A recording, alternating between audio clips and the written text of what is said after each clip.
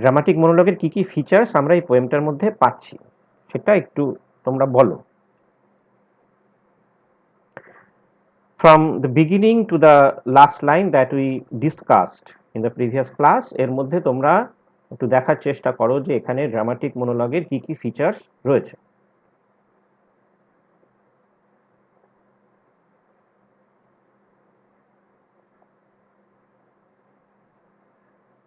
কি সাগর কিছু বলবে?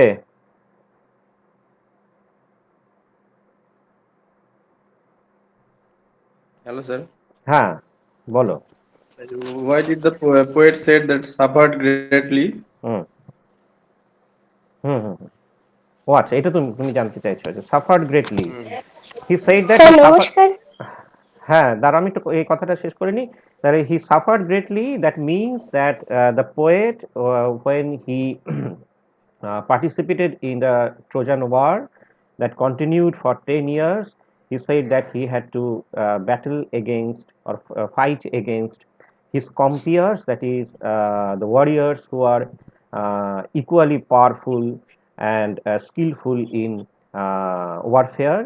So he had to fight with all those warriors who are against him, and at the same time he had to face all kinds of weather, bad or good, and he had to suffer many impediments that came across in his life while he was in foreign lands. So these are the different things, all kinds of odds that he faced in his life. বোঝা গেল তো? সেটাকেই তিনি কি বলছেন যে যে this were the sufferings, unusual kind of or extraordinary sufferings that he had undergone. It is completely his own perception. যেটা আমি বারবার বলছি যে ইউলিসিস যেটা বলছে যে সাফারিং এর কথা, এই সাফারিংটা এটা কিন্তু ওর পারসেপশন। যে হ্যাঁ, ও ও Okay, এটাকে sir. বলছে যে ও যুদ্ধ করেছে, নানান ধরনের বিদেশ ভ্রমণ করেছে, যেখানে নানান ধরনের ডিফারেন্ট কাইন্ডস অফ অডস যেগুলো ও ফেস করেছে, এগুলো ওর কাছে সাফারিং।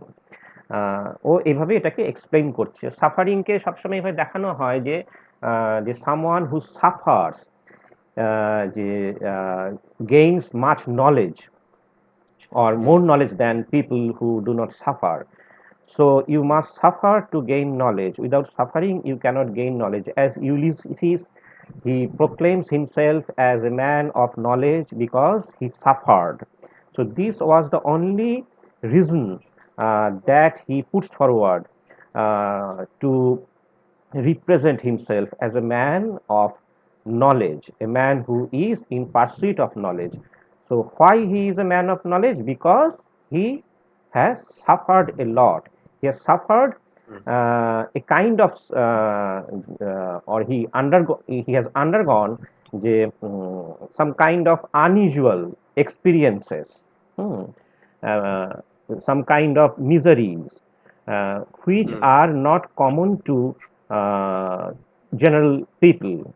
বুঝা গেল? মানে আমরা এই ধরনের সাফারিং কখনো, এই ধরনের সাফারিং এর মধ্যে দিয়ে যাই না, যেটা ইউলিসিস বলছে। তাই এটা কিন্তু একটা সম্পূর্ণ একটা যে পার্সোনাল একটা যে যে পারসেপশন, এটা সম্পূর্ণ নিজের। কারণ সাফারিং নানান ধরনের হতে পারে, যে শুধু যুদ্ধে যে যে পার্টিসিপেট করছে সেই সাফার করছে এরকম ভাবার কোনো কারণ নেই।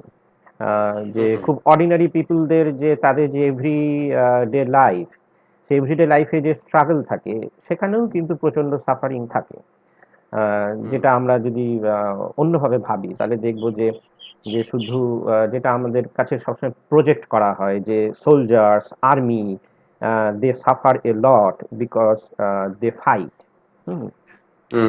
যার ফলে ওরাই শুধু সাফার করে। দেশের ভেতরে যে মানুষগুলো আছে তারা সাফার করে না, তার কারণ তারা প্রোটেক্টেড। কিন্তু এই ধারণাটা ভুল। আমাদের জীবনেও সাফারিং আছে, যে মানুষগুলো এভরিডে লাইফ লিড করে তাদের জীবনেও সাফারিং আছে। তো যাই হোক, তবে এখানে এটা একটা যে আমরা যেটা আমি বারবার বলছি, একটা প্যাট্রিয়ার্কাল বেন্ট অফ মাইন্ড থেকে কথাটা বলছে যে people who suffer gain much knowledge, এবং সেখানে সাফারিংটা কি সেটা ও নিজে থেকেই ডিফাইন করে দিচ্ছে। যে only those people who participate in the war, who travel around the world, suffer the most, and in that way they gain much knowledge. এটা ওর পারসেপশন। যাই হোক, আর স্যার এনজয়মেন্টটা? এনজয়মেন্টটা হচ্ছে যে হি, যেটা ও বলছে, he drank the delight of battle. So suffering here also is also taken as a kind of enjoyment.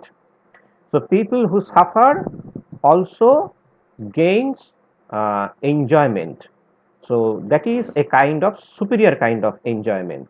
So just staying at home or enjoying the household fire is not just is not যেটাকে বলে enjoyment at all, যেটা Ulysses বলছে, বুঝা গেল? So when you suffer and you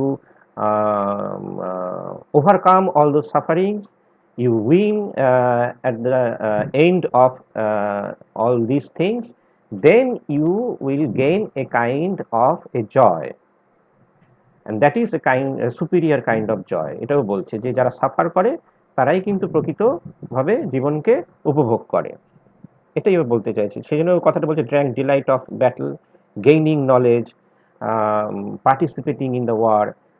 this যে কি হয় যে is bring suffering and at the same time it gives you the opportunity to experience a superior kind of joy. এই হলো।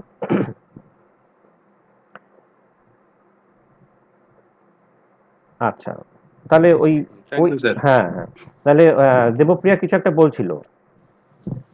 Hi sir, good morning. Good morning. Here dramatic monologue represent as a form of retrospection. Retrospection, হ্যাঁ, এটা একটা একটা side যেখানে হচ্ছে যে Ulysses is recollecting his, Trying to he is recollecting trying to his recollect his fond memories past. about Yeah. war, his heroic achievements, heroic deeds, এগুলো ও মনে করার চেষ্টা করছে, সেগুলো ও মানে রিটেলিং করছে, সবার কাছে সেগুলোকে সে Represent করছে। রিপ্রেজেন্ট করছে। তাহলে এটা এটা একটা ড্রামাটিক মনোলগের একটা বৈশিষ্ট্য, মানে যেটা হচ্ছে যে একটা ড্রামাটিক সিচুয়েশন তৈরি করে, যে যেখানে একদম হচ্ছে যে এনভায়রনমেন্টটা ক্রিয়েট করা। হ্যাঁ, যে মেমোরি যে represents a kind of a very important role to create a dramatic situation. Yeah. So he is the comparing his past life with the present life, which he thinks completely unadventurous. হ্যাঁ, যে আগেও কি করেছে, কত বড় বড় কাজ করেছে, আর এখন যে ও কিছুই করতে পারছে না, সেগুলো থেকে ও পুরোপুরিভাবে ডিনায় আর কি। তা সেই ডিফারেন্সটা তৈরি করছে।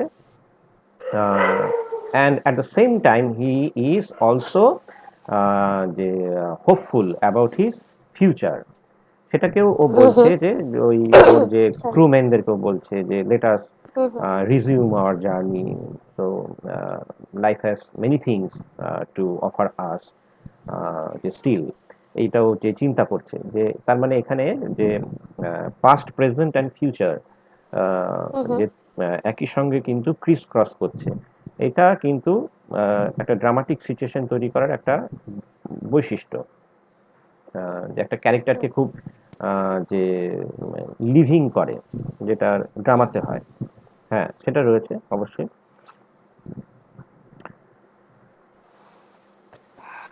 ড্রামাটিক মনোলগে যেটা আমি একটা ফিচার বলেছিলাম যে খুব পাওয়ারফুল, খুব বিগিনিং হয়, খুব পাওয়ারফুল, অ্যাব্রাপ্ট, স্টার্টলিং বিগিনিং হয়, তাই না? সেটা কিন্তু আমরা এই পোয়েমটার মধ্যে দেখছি। হ্যাঁ, স্যার একটু ডিস্টার্ব করছি স্যার, আপনি সরি স্যার, আগের দিন যেহেতু আমরা ছিলাম না, অনেকেই হয়তো আমার মতো ছিল না, তো তাদের হয়ে সবার হয়ে বলছি আপনি আরেকবার যদি একটু কানেকশনটা মানে ড্রামাটিক মোনোলগ এন্ড টেনশন ইউলিসিসটা আরেকবার যদি একটু হ্যাঁ, আগের দিন আমি যেগুলো বলেছি আমি একটু ছোট করে বলে দিই। ড্রামাটিক মনোলগস হচ্ছে ফিচার্স গুলো কি কি হয়। তো একটা হচ্ছে যে যেটা তোমরা সবাই জানো যে there is a single speaker and there is a sense of a silent listener. এই হলো। এবার একজন কথা বলছে, সিঙ্গল স্পিকার, তা সেক্ষেত্রে অবশ্যই সেটা মোনোলগই হবে, because there is no other speaker. Sir একটু ইন্টারাপ্ট হ্যাঁ করছি, হ্যাঁ হ্যাঁ then what is the difference between a monologue and a soliloquy? হ্যাঁ, সলিলকিটা হচ্ছে যেটা হচ্ছে there is no presence of any listener, here the speaker only speaks to himself or herself. বুঝা গেল? ওকে। হ্যাঁ, হুম এখানে কিন্তু হুম দেয়ার ইজ নো অ্যাড্রেস। মোনোলগে কি হচ্ছে যে the speaker is addressing someone or some people, যে আচ্ছা। It's a kind of a conversation, but it's a one way conversation. হ্যাঁ, যেখানে হুম অন্য কেউ কথা হুম বলছে না। কিন্তু সলিলকি আচ্ছা। হচ্ছে যে সে মানে নিজের সঙ্গেই কথা বলছে, বা যে হুম যে যেটা যেটা মনে মনে কথা বলা, সেটাই হচ্ছে সেটার হুম একটা আউটবার্স্ট হচ্ছে। তবে মনে মনে কথা বলার সলিলকির মধ্যে ডিফারেন্সটা এটাই হচ্ছে যে সলিলকি কিন্তু একটা ইমোশনাল আউটবার্স্ট। এক্স্যাক্টলি। যখন হ্যাঁ। তখন কথা হুম। বললে কিন্তু সেটা সলিলকি হয় না। তাহলে না না সলিলকি না না। Generally is a kind of emotional outburst. হঠাৎ করে তার মধ্যে হুম প্রচন্ড হুম একটা আবেগ জাগছে এবং সে তখন বলতে শুরু করছে, এবং সে কিন্তু এই বিষয়ে খুব একটা যে অ্যাওয়ার নয় যে whether someone is listening to him or not. হ্যাঁ, মানে এটা ওকে। একটা ইমোশনাল আউটবার্স্ট। এবার হয়তো কেউ স্টেজে স্যার। থাকতেও পারে যে হয়তো তার কথা শুনছে, কিন্তু ও সেই সম্পর্কে খুব একটা সচেতন নয়, ও নিজের মতন বলে হুম। যাচ্ছে। এটা সলিলকি। বুঝা গেল? স্যার সলিলকি কি হ্যাঁ বলবো? হ্যাঁ হ্যাঁ হ্যাঁ, বলো। স্যার সলিলকি কি অনলি ফর দ্য ড্রামাটিক জনরেতে বিলং করে, নাকি আহ, অন্যান্য জনরে যেমন মানে sorry poem, short story, stories এখানেও বিলং করতে পারে সলিলকি? না, সলিলকি সাধারণত ড্রামাতেই, মানে সাধারণত নয়, বিলং পার্টিকুলারলি করে? ড্রামাতেই থাকে। ড্রামাতে সে যে এক্স্যাক্ট। আচ্ছা। সেন্ট্রাল যে ক্যারেক্টার, সেই সাধারণত মানে হুম হুম। সলিলকাইজ করে। এবার হচ্ছে ওকে ওকে। ড্রামাটিক মনোলগে যেটা আমরা বললাম যে একটা সাইলেন্ট লিসেনার থাকে। তবে হুম হুম। আমরা যদি মডার্ন ড্রামাটিক মনোলগগুলোকে দেখি, মানে যদি আমরা এলিয়টের ড্রামাটিক মনোলগগুলোকে দেখি, জি আলফ্রেড প্রুফক। যে আলফ্রেড প্রুফক যদি দেখি, তাহলে ওখানে কিন্তু হুম আরো হুম বেশি ওই জায়গাটা কমপ্লেক্স হয়ে যাচ্ছে, কারণ হুম ওখানে হুম হুম আদৌ লিসেনার আছে কি না সেই সম্পর্কে তুমি কিন্তু সেটা সচেতন বোঝা নও, যাচ্ছে। সচেতন হুম নও। হুম হুম হতে পারে ও হুম হয়তো হুম নিজের সঙ্গে কথা বলছে, কিন্তু ওটা হুম আবার হুম হুম। সলিলকিও নয়, ওটা কিন্তু মোনোলগ, কারণ ওটা আচ্ছা। ইমোশনাল হ্যাঁ। আউটবার্স্ট নয়। হুম বুঝে গেল? হুম হুম যেখানে ও একটা কিছু হুম ভাবছে, ওর একটা ভাবনা, কিন্তু ওটা ইমোশনাল আউটবার্স্ট নয়। হ্যাঁ, কিন্তু হুম ড্রামাতে হুম যেটা হয় যে খুব একটা যে হাইলি যে যে প্যাশনেট একটা আউটবার্স্ট হয়, যেটা খুব একটা থ্রিল তৈরি করে অডিয়েন্সের হুম মধ্যে। মানে সলিলকি হুম কিন্তু একটা হুম খুব যে খুব অ্যাট্রাকটিভ একটা যে আহ, যে সিচুয়েশন ইন এ ড্রামা, এবং সলিলকি কিন্তু একটা ড্রামাকে ভীষণ একটা হাইটে পৌঁছে দেয়। মানে যদিও সলিলকি এখনকার মডার্ন ড্রামাতে ইউজ হয় না, যেগুলো মূলত না, যে আমরা জানি যে যেগুলো এলিজাবেথান প্লেতে বেশি ইউজ হতো, শেক্সপিরিয়ান। হুম শেক্সপিরিয়ান ড্রামাতে বেশি ইউজ হতো হুম সলিলকি। হুম হুম হুম। হুম। ওকে স্যার, থ্যাংক হ্যাঁ ইউ। হ্যাঁ, লাবণী দে কিছু বলছিল বোধহয়। হ্যাঁ হুম। স্যার, বলছি আপনি যে সলিলকির কথা বললেন ওটাকে কি আমরা ইন্টেরিয়র মোনোলগ বলতে পারি? না, হ্যাঁ, ভালো প্রশ্ন করেছো। ইন্টেরিয়র মনোলগ আর সলিলকি কিন্তু আলাদা। হ্যাঁ, ইন্টেরিয়র আচ্ছা। মনোলগটা খুব জটিল। ইন্টেরিয়র মনোলগ হচ্ছে যে এটা অনেকটা সাইকোলজিক্যাল। হ্যাঁ, আর হুম সলিলকি কিন্তু সাইকোলজিক্যাল নয়। সলিলকি হচ্ছে হুম যে আম, কোনো কোনো এক্সপিরিয়েন্সের মধ্যে দিয়ে যেতে যেতে তোমার মধ্যে মারাত্মক একটা যে একটা ইমোশন, যেটা হয়তো যে গ্যাদার্ড হচ্ছে তোমার মধ্যে, তখন হুম তুমি হঠাৎ হুম তোমার এই যে ভাবনাটা যে একটা স্পন্টিনিয়াসলি তুমি এক্সপ্রেস করতে শুরু করলে, তখন হুম হুম। সেটা সলিলকি হবে। হুম, মানে নিজের মতন করে তুমি বলতে শুরু করে দিলে, সেটা সেটা সলিলকি হলো। কিন্তু আচ্ছা। ইন্টেরিয়ার মনোলগটা অনেক বেশি জটিল। ইন্টেরিয়ার মনোলগ হচ্ছে যে যে যে কোনো তোমার একটা মধ্যে, মানুষের। হ্যাঁ, তোমার মধ্যে হ্যাঁ। নানান ধরনের চিন্তা একটা জট পাকিয়ে আছে, এবং যেগুলো তুমি মনে মনে সবসময় ভেবে যাচ্ছ, যেগুলো তুমি কখনো এক্সপ্রেস করছো না। সলিলকি কিন্তু সেলফ রিফ্লেকশন। হ্যাঁ, সেলফ সেলফ রিফ্লেকশন। রিফ্লেকশন হ্যাঁ, সেলফ রিফ্লেকশন অনেক ক্ষেত্রেই, এবং মানে সেখানে প্ল্যানিং, প্রবলেম, ইমোশনও থাকতে পারে। হ্যাঁ, ইমোশন থাকবে তার মধ্যে। মানে মূলত মানে ইন্টেরিয়র মনোলগটা কিন্তু যে ভীষণ রকমের সাপ্রেসড, মানে ভেতরে হুম। ভেতরে সাবকনসাসলি চলছে। হ্যাঁ, আচ্ছা। মানে তোমার মনের ভেতরে চলছে, ওটা কিন্তু কেউ জানতে পারবে না। যে স্যার আরেকটু হ্যাঁ আপনাকে জ্বালাচ্ছি। হ্যাঁ হ্যাঁ স্যার হ্যাঁ দেবপ্রিয়া বলছি। হ্যাঁ হ্যাঁ হ্যাঁ তাহলে স্যার আমি অবশ্য এগুলো সব ভুলে গেছি, জানি না হুম, ঠিক বলছি কিনা। তাহলে ইন্টেরিয়র মনোলগের সঙ্গে স্ট্রিম অফ কনসিয়াসনেস এর কি কোনো কানেকশন হ্যাঁ আছে? অনেক কানেকশন আছে। হ্যাঁ, স্ট্রিম অফ কনসাসনেসটা আচ্ছা। হচ্ছে আসলে টেকনিক, হুম মানে হুম যে হুম হুম। টেকনিকে তুমি ওই ওটাকে রিপ্রেজেন্ট করবে। থটটাকে রিপ্রেজেন্ট করছি থটটাকে আমার রিপ্রেজেন্ট করবে। কনসাস, হ্যাঁ হ্যাঁ, হ্যাঁ। ওই হুম টেকনিকটা হুম মানে ন্যারেটিভটাকে স্ট্রিম অফ কনসাসনেস টেকনিক আমরা বলছি। মানে মনের ভিতরে হুম। যেটা আর কি একটা যে নদীর মতন আমাদের যে ভাবনাগুলো সবসময় বয়ে যাচ্ছে, পাস্ট, ফ্লো প্রেজেন্ট, করছে। ফিউচার হুম হুম ক্রিস হুম ক্রস করছে। একটা প্রচন্ড হুম একটা হুম জটিল বিষয়। এই যে আমরা এখানে পড়ছি কিন্তু অ্যাকচুয়ালি যদি খুব জেনারেলি দেখি যে আমি বলছি তোমরা শুনছো, তোমরা বলছো আমি শুনছি, কিন্তু ব্যাপারটা তো সিম্পল নয়। হুম আমাদের মনের মধ্যে কিন্তু অনেক কিছু চলছে। তাই না? তুমি প্রশ্ন হুম করছো, হুম আমি তোমাকে উত্তর দিচ্ছি। কিন্তু তার মধ্যেও হয়তো আরো অনেক জটিল বিষয় ঘটে যাচ্ছে। আমি তোমাকে জাজ হুম করার হুম চেষ্টা করছি, তুমি আমাকে জাজ করার চেষ্টা করছো। বা আরো অনেক কিছু ঘটছে। আমার আশেপাশে আমার যে ফ্যামিলির লোকজন অনেক কিছু বলছে। আমি তোমাদের পড়াচ্ছি। তার মধ্যে দেখা গেল আমার একটু ডিস্ট্রাকশন হচ্ছে। আবার কথা বলছি। আ বলতে, বলতে আবার অন্য কিছু মনে পড়ে যাচ্ছে। এই যে নানান ধরনের যে ব্যাপারগুলো ঘটে যাচ্ছে হুম একই হুম সঙ্গে, হুম হুম এগুলো হুম আমাদের যে এগুলো সাবকনসিয়াসলি চলতে থাকে। এবার এগুলোকে হুম যখন রিপ্রেজেন্ট করা হয় তখন যে টেকনিকটা হুম ইউজ করা হয় সেটাকে স্ট্রিম অফ কনসাসনেস টেকনিক বলা হয়।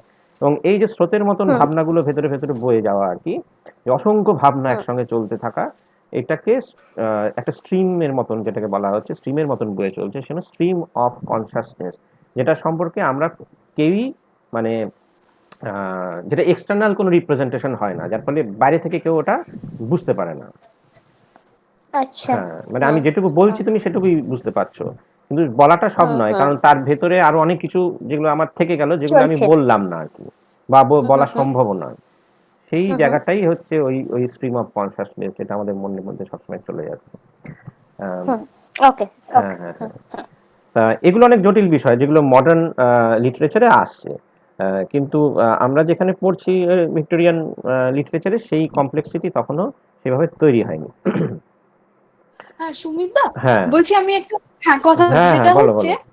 হুম, আমরা তো আমরা তো এই পোয়েমটা একেবারেই আনকনভেনশনাল ভাবে পড়ছি, মানে যেভাবে পড়ানো হয় না, মানে হুম, হুম, হুম, সাধারণ হুম, বলতে হুম, গেলে, ঠিক আছে? হুম, আমরা জেন্ডার পার্সপেক্টিভ, তুমি জেন্ডার পার্সপেক্টিভ আনছো, হুম, এবং সেটা এভাবে তো পড়ানো হয় না। এবার আমি যেটা বলতে চাইছি, এতে করে এই যে ইউলিসিস যে একেবারেই একটা ভিক্টোরিয়ান পোয়েম, হুম, সেটা কি কোথাও সরে যাচ্ছে না? মানে আমি বলতে চাইছি এখানে যে এই যে মাউন্টেন সেন্স অফ লাইফ আর হুম, যে অ্যাডভেঞ্চারাস স্পিরিটের যে একটা কনফ্লিক্ট রয়েছে, সেটা কিভাবে ভিক্টোরিয়ান এজ কে রিপ্রেজেন্ট হ্যাঁ, করছে, বা হুম, হুম, হুম, কবিতার হুম, মাধ্যমে কিভাবে ভিক্টোরিয়ান এজ রিপ্রেজেন্টেড হচ্ছে, হুম, সেইটা আরেকটু যদি মানে হ্যাঁ, আমরা হ্যাঁ, মানে অবশ্যই। আলোচনা করতে পারতাম, তাহলে বোধহয় একটু হ্যাঁ, অবশ্যই। আরো ইউলিসিসকে বলা হয় যে এটা একটা ভীষণ রকম একটা রিপ্রেজেন্টেটিভ পোয়েম।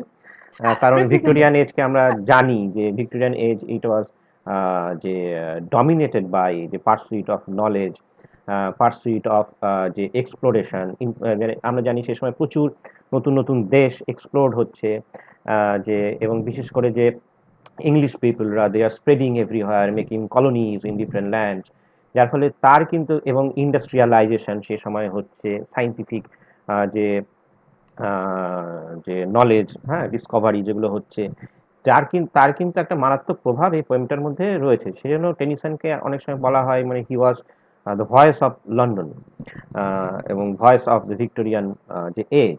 তাহলে ভিক্টোরিয়ান এজের কিন্তু এই বৈশিষ্ট্যটা রয়েছে অবশ্যই, যেটা হচ্ছে যে যে যেটা ওই যে পার্সুইট অফ নলেজ, যেটা আমরা এই পোয়েমটার মধ্যে দেখছি, যেটার প্রভাবটা হচ্ছে যে মূলত হচ্ছে ইন্ডাস্ট্রিয়ালাইজেশন, যেটা আমরা সেই সময়ের যে খুব গুরুত্বপূর্ণ একটা যে আমরা জানি যে একটা বৈপ্লবিক যে পরিবর্তন নিয়ে আসে, যে শুধু ইংল্যান্ডে নয়, through out Europe and through out the world.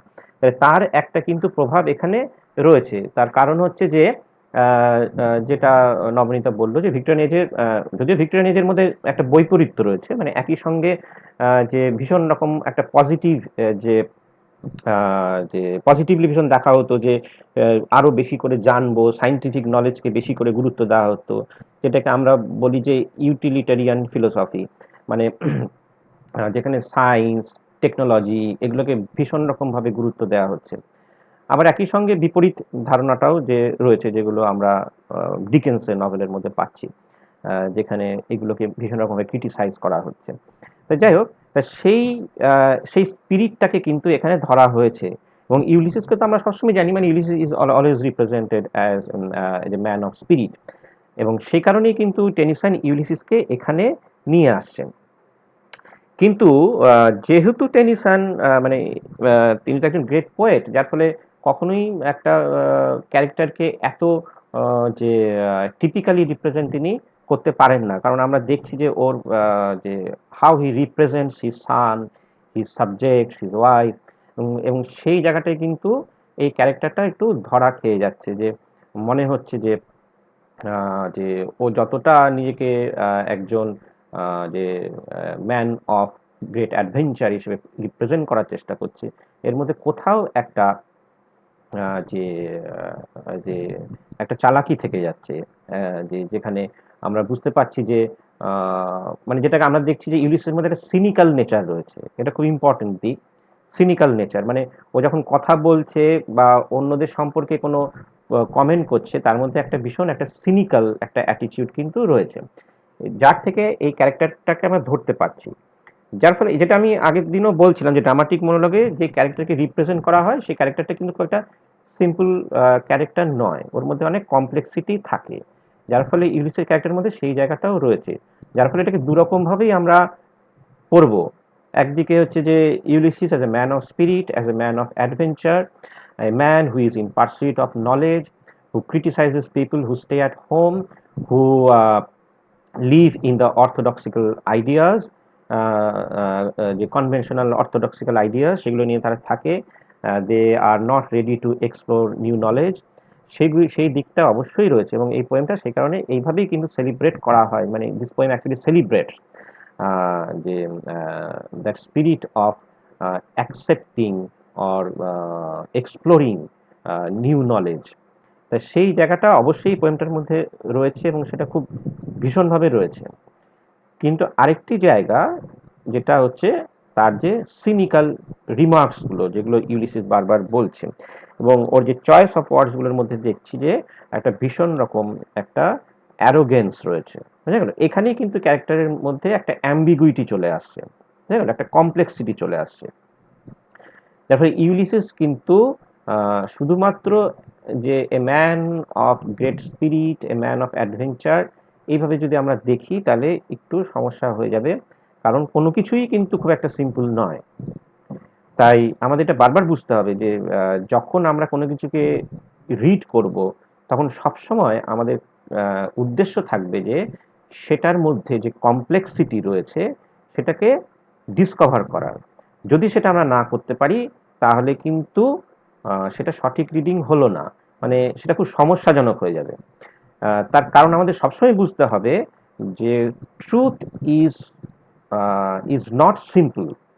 Truth কখনোই সিম্পল নয়, ট্রুথ সবসময়ই ভীষণ কমপ্লেক্স, খুব জটিল। তাই যখনই আমরা একটা টেক্সটকে পড়ব, সেই টেক্সটটাকে খুব যে সিম্পলিফাই কখনোই করব না। হতে পারে যে সেটা হয়তো খুব যিনি পোয়েট যিনি লিখেছেন, অন্য এরকম বহু পোয়েম আছে যেগুলোতে খুব সিম্পল ওয়েতেই খুব টিপিক্যালি কোনো ক্যারেক্টারকে রিপ্রেজেন্ট করা হয়েছে। যদি টিপিক্যাল রিপ্রেজেন্টেশনও হয়, তবুও আমরা সেটাকে কমপ্লিকেট করার চেষ্টা করব। কারণ এটাই কিন্তু যে যে যখন আমরা হায়ার স্টাডিজে আসছি, তখন কিন্তু সবসময় আমাদের এই জায়গাটা খেয়াল রাখতে হবে যে যে চরিত্রটা খুব সহজ সরল, তখনই আমাদের বোঝার চেষ্টা করতে হবে আদৌ কি ততটা তাই। দেখি তো একটু অন্যরকম ভাবে ভেবে, নিশ্চয়ই তার মধ্যে কোনো সূত্র আছে যেটা দিয়ে ধরা যাবে যে অতটা জটিল, অতটা সহজ সরল ক্যারেক্টারটি অ্যাকচুয়ালি নয়। তাই যার ফলে এইভাবে আমরা কি করতে পারি যে আমরা কনফিউজ করে দিতে পারি, মানে যেটা একটা জেনারেল একটা একটা আইডিয়া, যেটা ভীষণ একটা ফিক্সড একটা থট, সেটা একটা টেক্সটের ক্ষেত্রে হয়, যে একটা টেক্সটকে আমরা একরকম ভাবে পড়ি এবং সেটাকে সম্পূর্ণ ওইভাবেই ওটাকে রিপ্রেজেন্ট করা হয়, এবং সেইভাবেই ওটাকে পড়া হয়, ক্লাসেও সেভাবে পড়ানো হয়, এবং সবাই ওটাকেই ধরে নেয়। যখন আমরা এইভাবে ধরছি, তখন প্রবলেমটা হচ্ছে এখানেই, যে সবার আগে আমরা এটা ধরে নিচ্ছি যে যে যে খুব সহজেই একটা যে সত্যকে ধরা যায়, এবং সেটা একদম ফিক্সড, ওটা নিয়ে আর কোনো কোয়েশ্চেন করা যায় না। এই অভ্যেসটা আমাদের মধ্যে তৈরি হয়ে যায়, যার ফলে সবসময় সেটাকে ভাঙার একটা প্রবণতা রাখতে হবে। সেই কারণেই আমরা ইউলিসিসকে একটা ভীষণ একটা যে ambiguous and complex type of character হিসেবে কিন্তু দেখব, এবং সেইটার কিন্তু যথেষ্ট সুযোগ এখানে রয়েছে। হ্যাঁ, কারণ ইউলিসিসের মধ্যে আমরা দেখছি যে ওর একটা প্রচন্ড একটা অ্যারোগেন্স রয়েছে ওর কথার মধ্যে। হ্যাঁ, এবং ওর একটা সেলফ কনসিট রয়েছে, মানে নিজেকে নিয়ে প্রচন্ড একটা যে গর্ব করা যে একটা দিক ওর মধ্যে মারাত্মক রকমভাবে রয়েছে। এবং তাছাড়াও তো ভীষণ ইরেসপন্সিবল, সেটা তো আমরা দেখছি যে he is completely rejecting his কিংলি duties, his household duties, his duties towards his subject, his wife and his son, সমস্ত কিছু সে ছেড়ে দিচ্ছে, দিয়ে he is only trying to continue his the spirit of adventure. এই জায়গাগুলো কিন্তু রয়েছে। ডব্লিউ.এইচ. অডেন কিন্তু এই পোয়েমটাকে এইভাবেই দেখেছিলেন, যার ফলে আমার এক্সাক্ট রিমার্কসটা মনে নেই। অডেন এই ধরনের একটি রিমার্ক করেছিলেন যে মানে Ulysses is highly irresponsible type of character. Auden এইভাবেই দেখেছিলেন, মানে মডার্ন পোয়েট অডেনের নাম হয়তো তোমরা অনেকেই শুনেছো। অডেন কিন্তু এইভাবেই দেখেছিলেন, বা বহু ক্রিটিক্সও এইভাবে দেখেছেন। তাই যাই হোক, আমরা দুরকমভাবেই দেখব। হ্যাঁ, যে এমন ভাবার কারণ নেই যে ইউলিসিসকে আমরা যে স্পিরিট অফ যে a man of spirit, a man of adventure, এইভাবে যদি না দেখি তাহলে পোয়েমটা অর্থটা বোঝা যাবে না, তা নয়। যে আমরা নানা রকমভাবে এটাকে দেখতে পারি।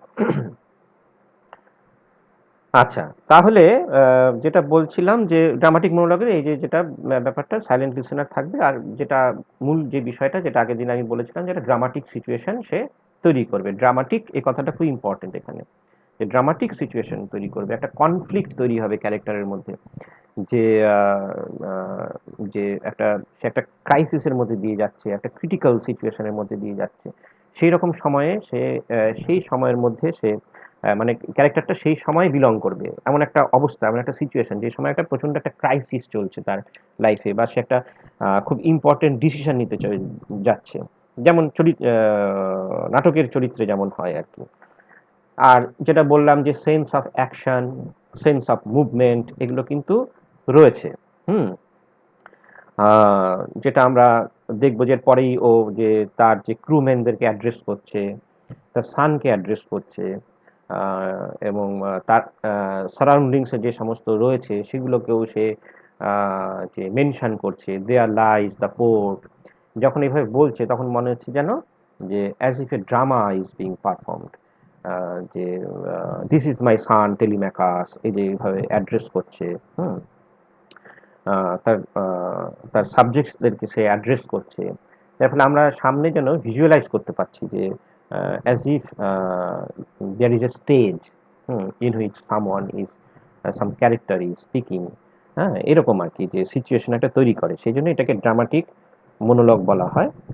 আর যেটা বললাম যে চরিত্রের মধ্যে যে জটিলতা, কমপ্লেক্সিটি ইন এ ক্যারেক্টার, যে ক্যারেক্টারকে রিপ্রেজেন্ট করা হয় সে হচ্ছে খুব একটা কমপ্লেক্স আনইউজুয়াল ক্যারেক্টার, যার মধ্যে ভীষণ একটা ইডিওসিনক্রেটিক নেচার থাকে, খুব একটা আমাদের চেনা পরিচিত লোকের মতন নয়, একটু অন্যরকম। যার ফলে ড্রামাটিক মনোলগ হচ্ছে কাইন্ড অফ যেটাকে ক্যারেক্টার স্টাডি, যেটাকে বলা হয় ক্যারেক্টার ডাইসেকশন। এবং সেখানে খুব সচেতনভাবেই কবি যে যে ভাষাটা ব্যবহার করেন সেই ভাষার মধ্যে দিয়ে ওই চরিত্রটা ধরা দেয়। কোনো চরিত্র তো নিজে থেকে বলবে না যে আমি কেমন, বা সে নিজেও জানে না সে কেমন।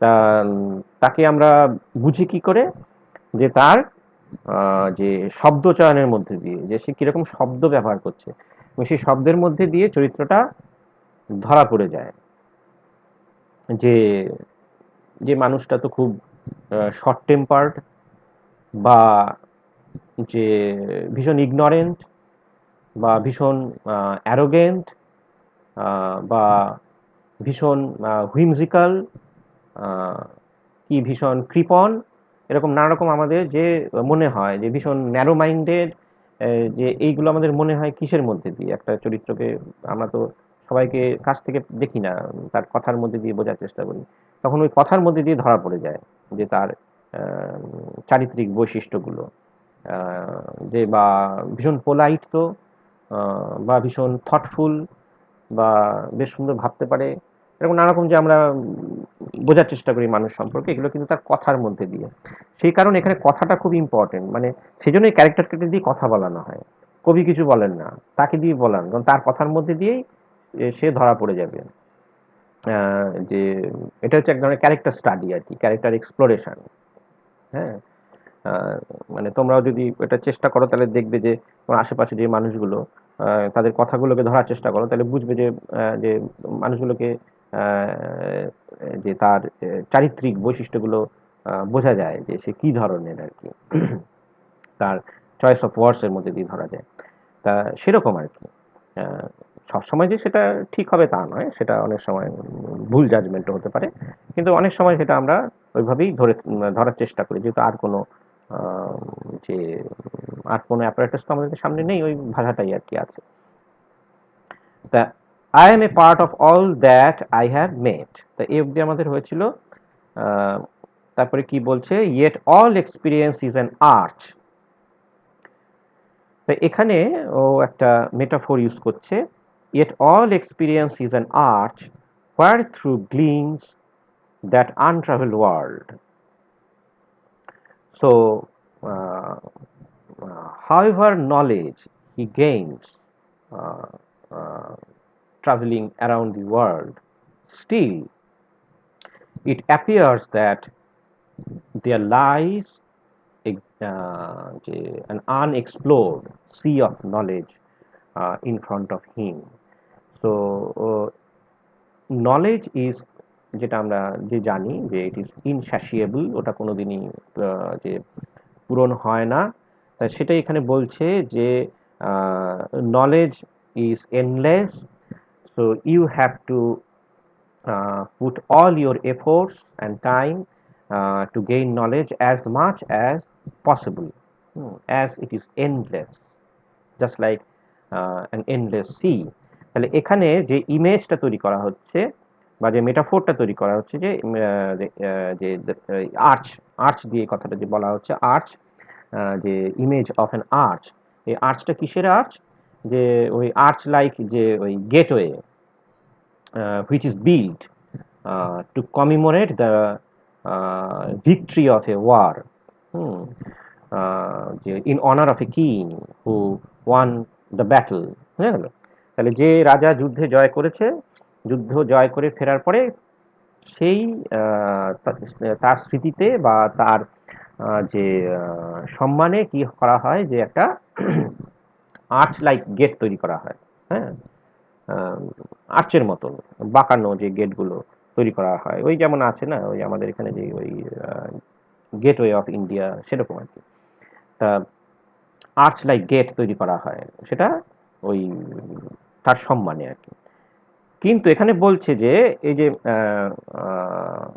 Gathering new knowledge, discovering new knowledge is here paralleled with winning a battle, মানে যুদ্ধে জয় করা এবং হচ্ছে যে নতুন জ্ঞান অর্জন করা, এই দুটোকে সমান্তরালভাবে দেখা হচ্ছে, এবং সেই কারণে এখানে আর্চ ইমেজটা তৈরি করা হচ্ছে।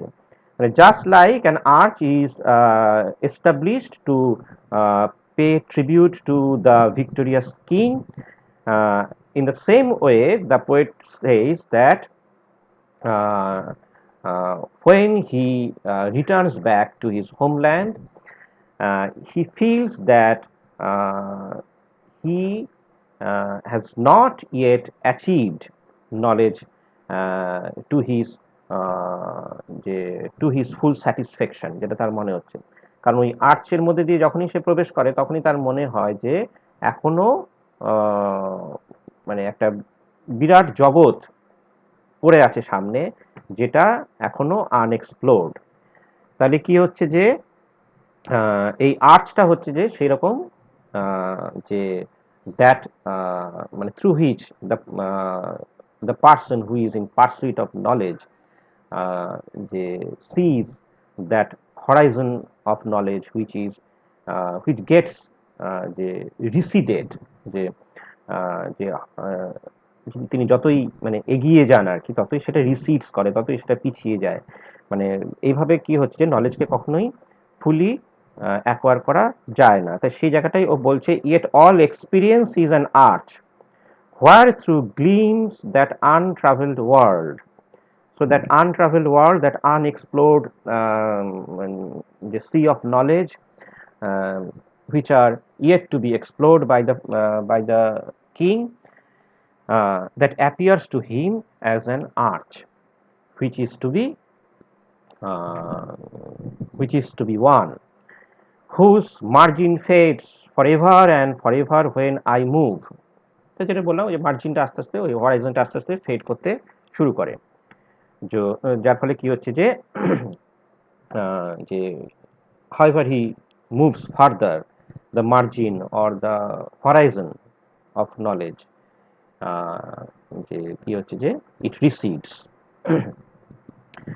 How dull it is to pause. তাহলে কি হচ্ছে যে যেহেতু নলেজ হচ্ছে এন্ডলেস, যার ফলে ও বলছে যে তাহলে অকারণ সময় নষ্ট করাটা সত্যিই খুবই যে যে একটা ফুলিশ কাইন্ড অফ যে অ্যাক্ট। তো সেটাই বলছে, how dull it is to pause to make an and.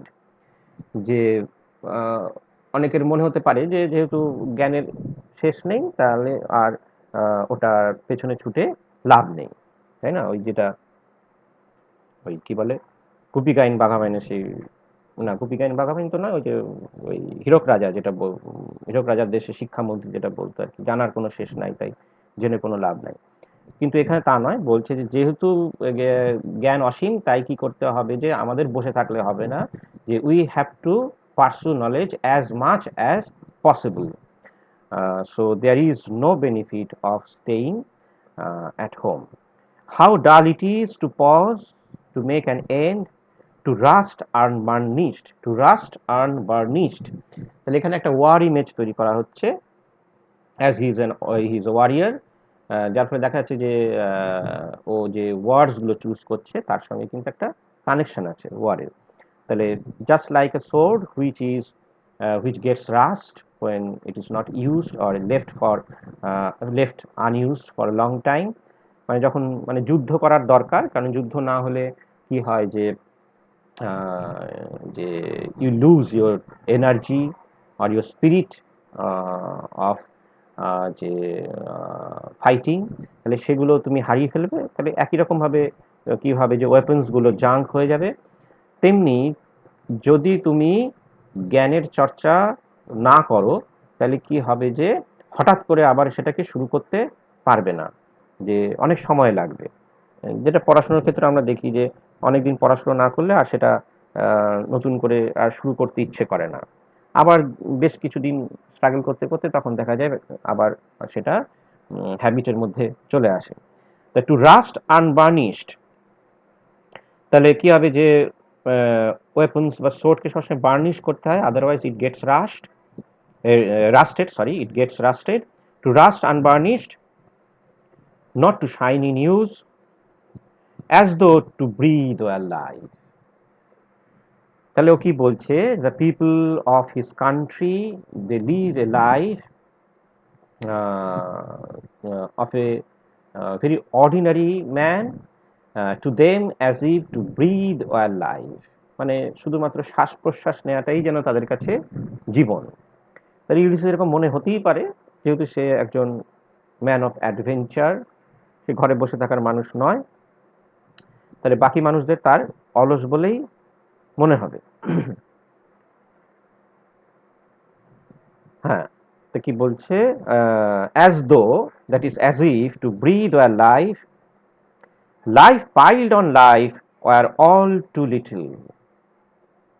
So even if you were endowed with more than one life, still it is not enough to gather knowledge to your full satisfaction. তাহলে knowledge এতই vast যে এক জীবনেও সেটাকে শেষ করা যায় না, এমনকি একাধিক জীবনেও তুমি সেটাকে পুরোপুরিভাবে যে গ্যাদার করতে পারবে না। তাহলে কেন আমরা সময় নষ্ট করব, এটাই বলছে যে why should we waste our time. তাহলে as life piled on life are all too little and of one to me, so he is given only a single life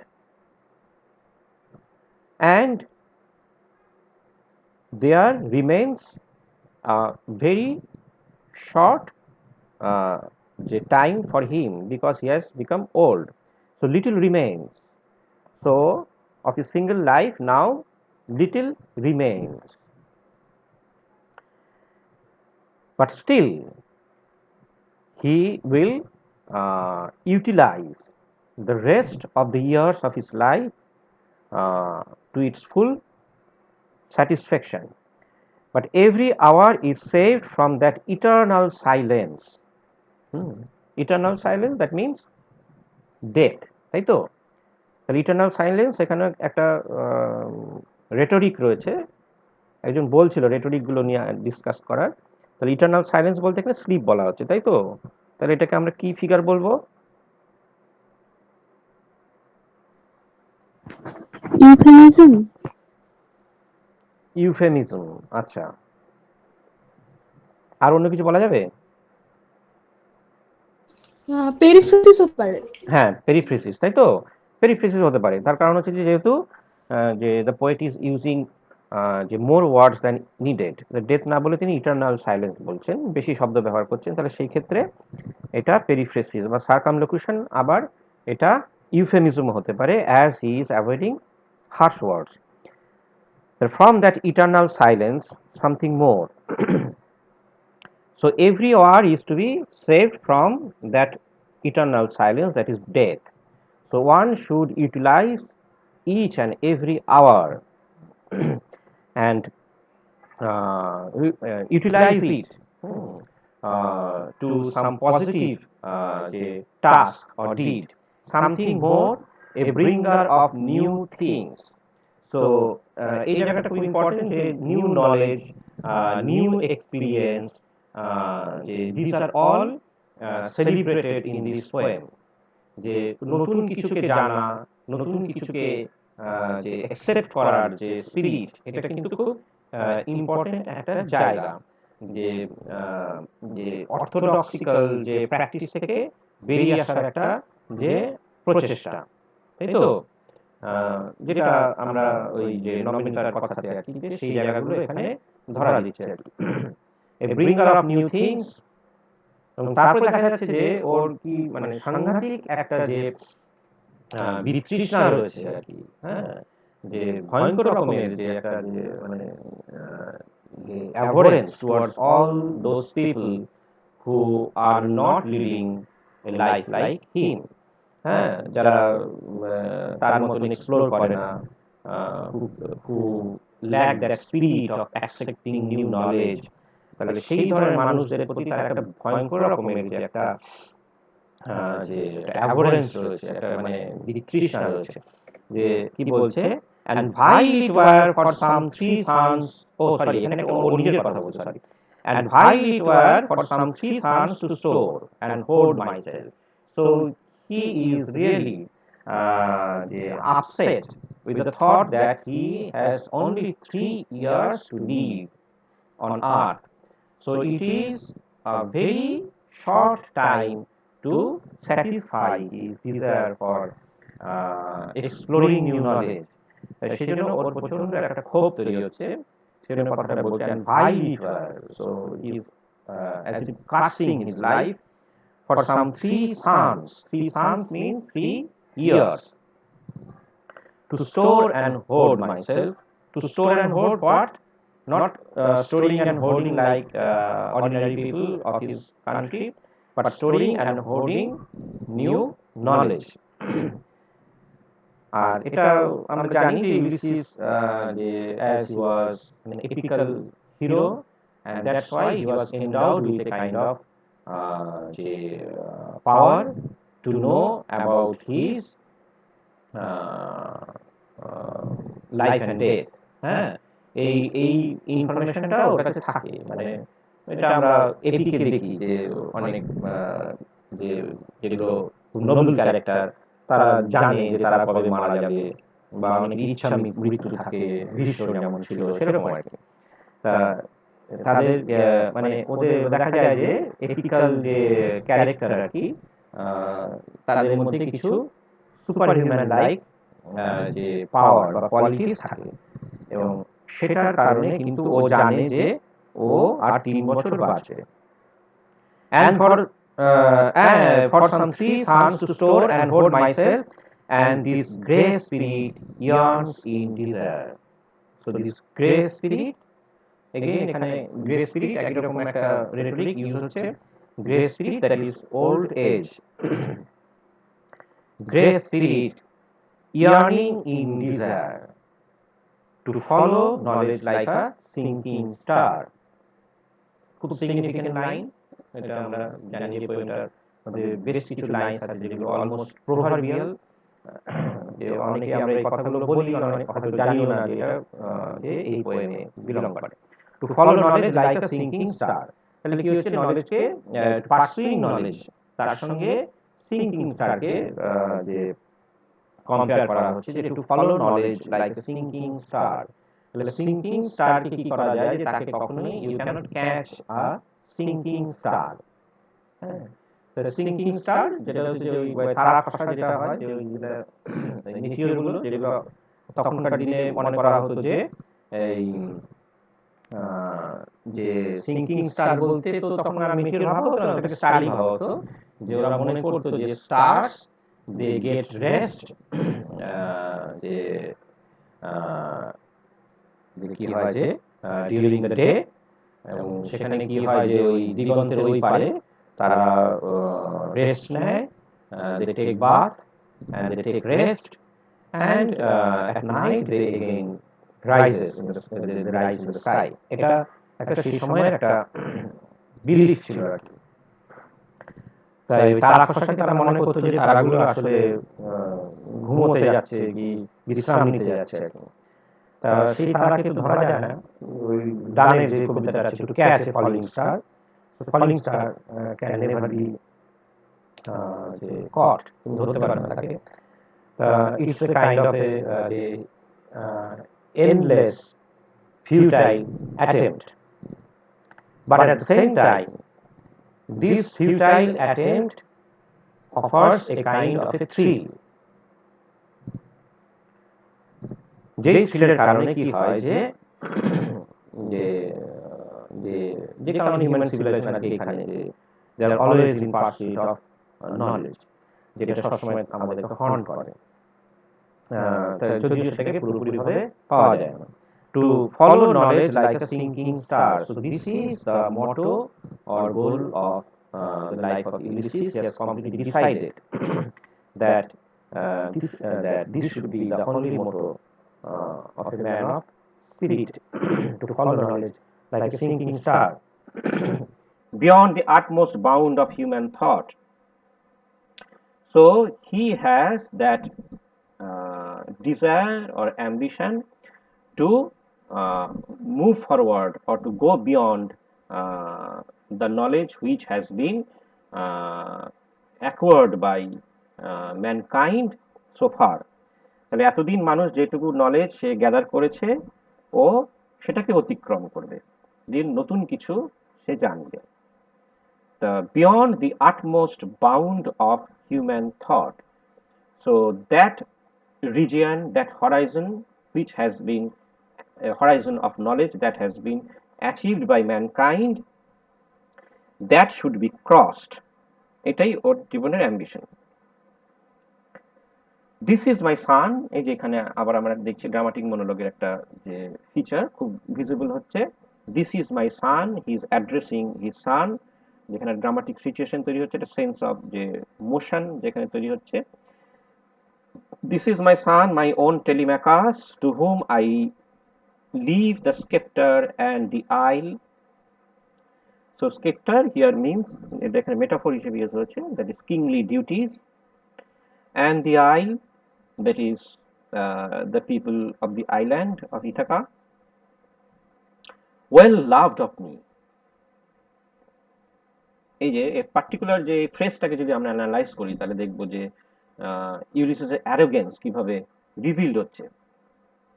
well loved of me, মানে he is using passive voice.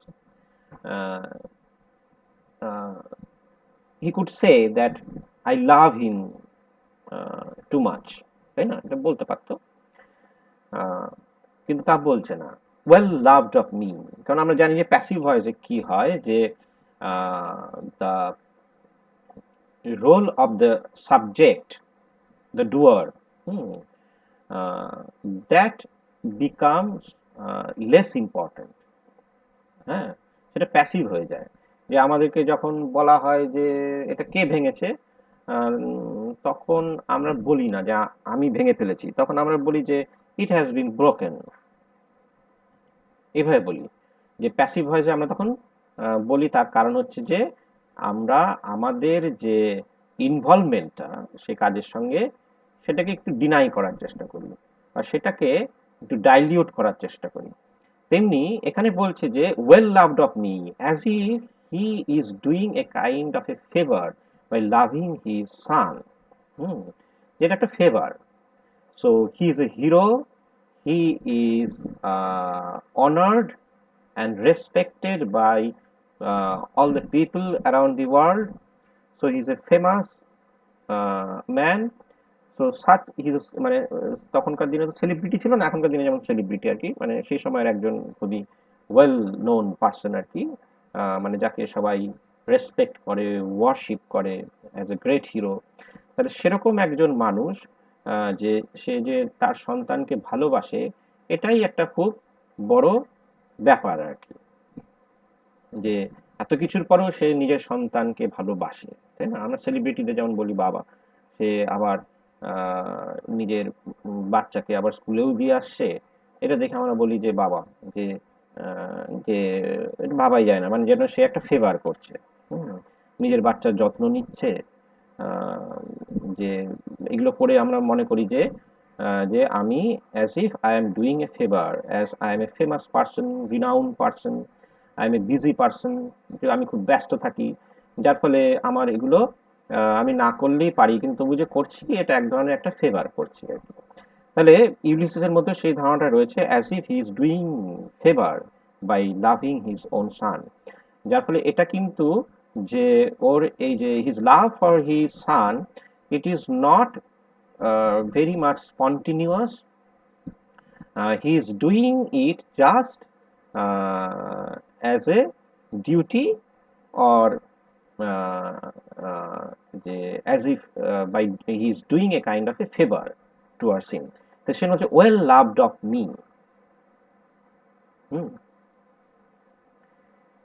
Discerning to fulfill this labor, এটাকে labour বলছে। যে doing কিংলি duties, doing house hold duties, এগুলো সবই ওর কাছে একটা labour, that is as if A kind of manual labour. আমরা কোনটাকে লেবার বলি? লেবার সেটাকেই বলি যে যেটা inferior kind of act, where you have to put much physical যে এফোর্ট, তাহলে সেটাকে আমরা লেবার বলি। এবং দেখা যায় যে যে লেবারদেরকে সবসময়, মানে লেবারারদেরকে সবসময় কি করা হয়, যে যে ইনফিরিয়ার যে ওয়েতে দেখা হয়।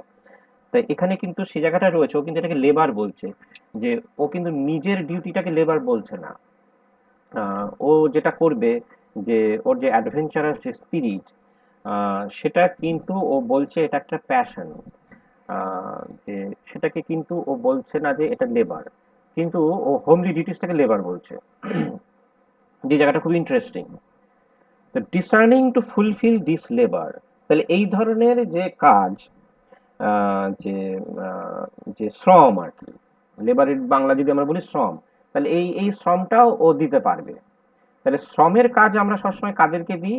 যেই মানুষগুলো লেস পাওয়ারফুল, যে মানুষগুলোকে আমরা ইনফিরিয়ার বলে মনে করি, যেগুলো শ্রমের কাজ।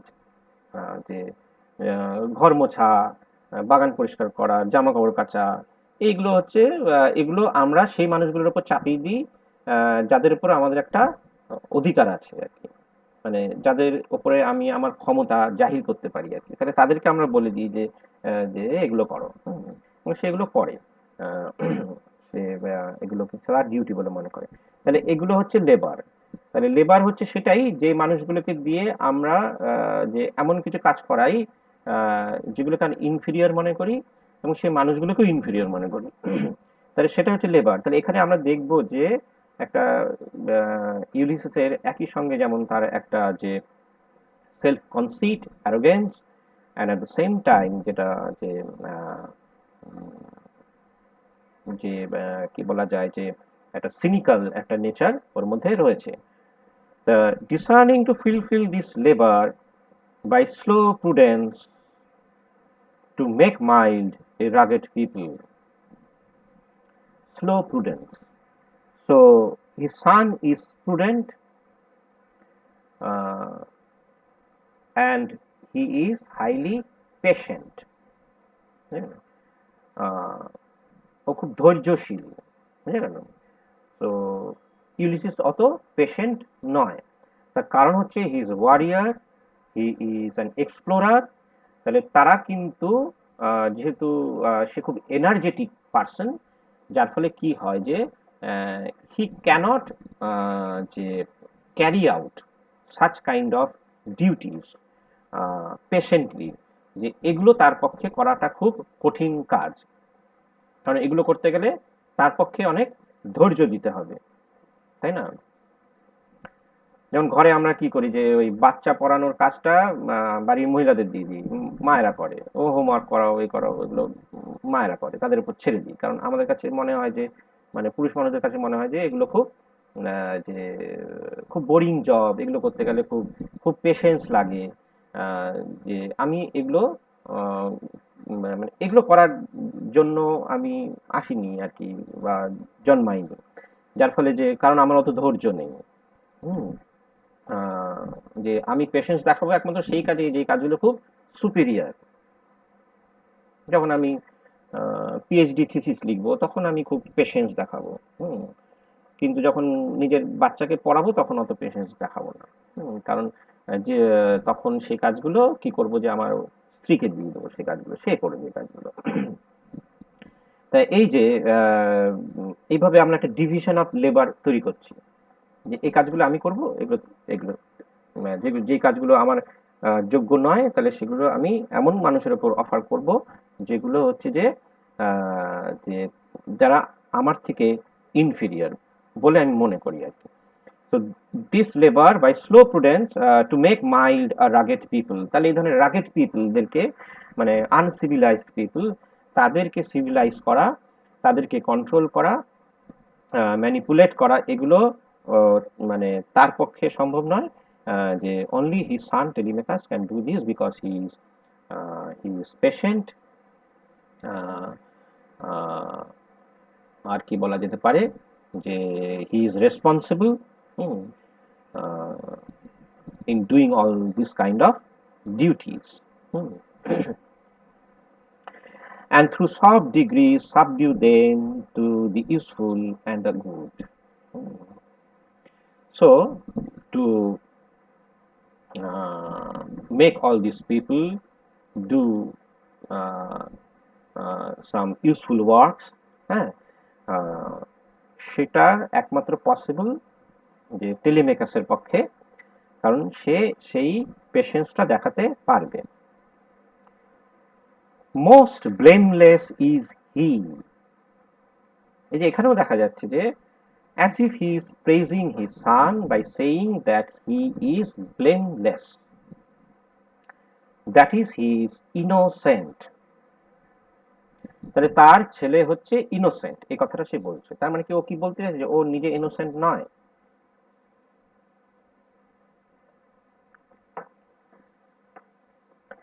ও নিজে কে কি বলছে যে সে ও ইনোসেন্ট নয়। কেন এই কথাটা বললো যে তার ছেলে ইনোসেন্ট ও ইনোসেন্ট নয়? তাহলে এখানে মানে যে আমরা এখানে রাজনীতিটা কিভাবে কাজ করছে, কি মনে হয় এখানে একটু শুনি। কারণ ও যেগুলোকে বোরিং কাজ বলে মনে করছে সেগুলো বলছে যে ওর ছেলে খুব ধৈর্যশীল তাই করতে পারবে। হুম সেইটা এখানে মানে ও আর কি নিজের দায়িত্বটাকে ছেড়ে দিল ওর ছেলের ওপরে। হ্যাঁ, এবার ওর ছেলে ইনোসেন্ট, হ্যাঁ, ছেলে ধৈর্যশীল ভালো এই কারণে আর কি ইনোসেন্ট, হ্যাঁ যেটা ও নয়। ও নয়, তাহলে কি ওর নিজেকে খুব খারাপ বলে প্রেজেন্ট করছে? খারাপ না, ও আর কি মানে নিজেকে আর কি খুব বীর বলে প্রমাণ করার চেষ্টা ইনোসেন্ট করছে। হওয়াটা তো ভালো, ইনোসেন্টটা তো একটা গুড কোয়ালিটি, তাহলে সেটা ও রিজেক্ট করছে কেন? যে আমার ছেলে ইনোসেন্ট, আমি তার মানেই হচ্ছে যে আমি ইনোসেন্ট নই আর কি। তাহলে ইনোসেন্ট নই, এটা তো ভালো গুণ নয়, তাহলে এরকম বলছে কেন? মানে চাইল্ডিশ মানে পুরুষেরা খুব একটা ইনোসেন্ট হয় না, এটাই আর কি বোঝানোর চেষ্টা করছে।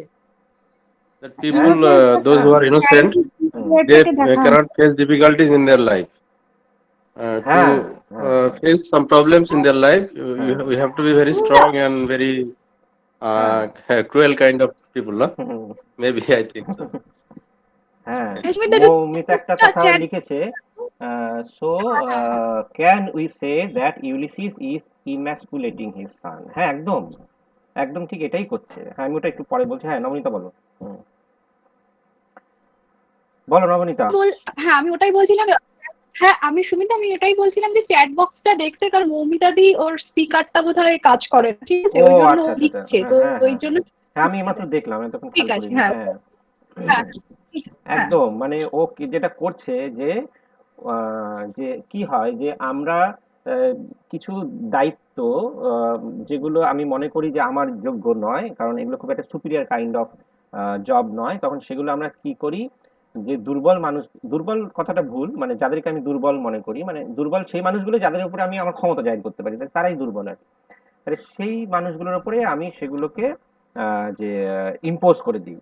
এবার কি হচ্ছে, সেগুলো কারা হয়? সাধারণত মহিলারা হয়, এবং অনেক সময় পুরুষ মানুষও হয়, মানে যাদের উপরে আমার ক্ষমতা রয়েছে আর কি। সেখানে টেলিমেকার্সের উপরে যথেষ্ট যে অথরিটি রয়েছে, ইংলিশে যেহেতু সে তার ফাদার, সেই কারণে কি হচ্ছে যে সে তার উপরে সেগুলো ইম্পোজ করে দিচ্ছে, এবং তাকে কি বলছে যে তুমি ইনোসেন্ট। যে ইনোসেন্ট সেই এই কাজগুলো করতে পারবে, আমি ইনোসেন্ট নই। তার মানে ইনোসেন্ট হওয়াটা কিন্তু খুব একটা গুড কোয়ালিটি নয়।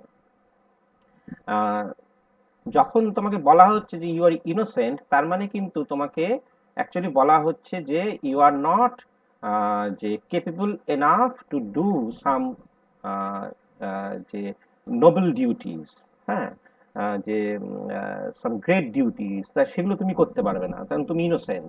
যেমন ভাবে একটা শিশুকেও আমরা মনে করি ইনোসেন্ট, তাকে আমরা খুব একটা বেশি দায়িত্ব দিই না। হ্যাঁ, এবং সেই কারণে ইউলিসিস বারবারই এটা যেটা বলার চেষ্টা করছে বা রিপ্রেজেন্ট করার চেষ্টা করছে যে ও বেশি ম্যাসকুলিন, তাই তো? যেটা মৌমিতা লিখছে যে যে ও হচ্ছে ম্যাসকুলিন, ও ভীষণ পুরুষালী, এবং যে পুরুষালী সে সে ইনোসেন্ট হবে এটা আমরা মানতে পারি না। সে খুব রাফ হবে, সে ক্রুয়েল হবে, সে খুব সবসময় অ্যাংরি থাকবে, এবং he is always ready to face যে যে ডিফারেন্ট কাইন্ডস অফ অডস, যেগুলোকে সে ফেস করবে, সে সাধারণ কাজ সে করবে না। হ্যাঁ, তাহলে কি হচ্ছে, ইনোসেন্স সিম্বলিক অফ সফটনেস, যেটা মৌমিতা লিখেছে। হ্যাঁ, তাহলে সফটনেস এর সঙ্গে একটা জড়িয়ে দেওয়া ইনোসেন্সকে। তাহলে নারীদেরকে আমরা বলি যে সে খুব ইনোসেন্ট, সে খুব সফট, এগুলো আমরা বলি। এবং তারপরে যখন দেখি যে কোনো নারী সেরকম আচরণ করছে না, তখন আমাদের খুব রাগ হয়, কারণ আগে থেকে আমরা যেটা চাপিয়ে দিই সেটা একটা মিথ্যে একটা ধারণা নারীদের উপর চাপিয়ে দিই। এবার সব নারী সফট হয় না, ইনোসেন্ট হয় না।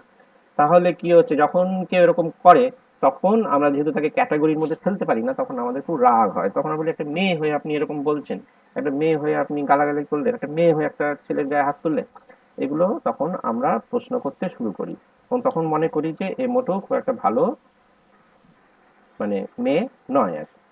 ঠিক একই রকম ভাবে এখানে কি হচ্ছে, যখন ইউলিসিস টেলিমেকাসকে স্যার হ্যাঁ স্যার দেবপ্রিয়া বলছি। বলো।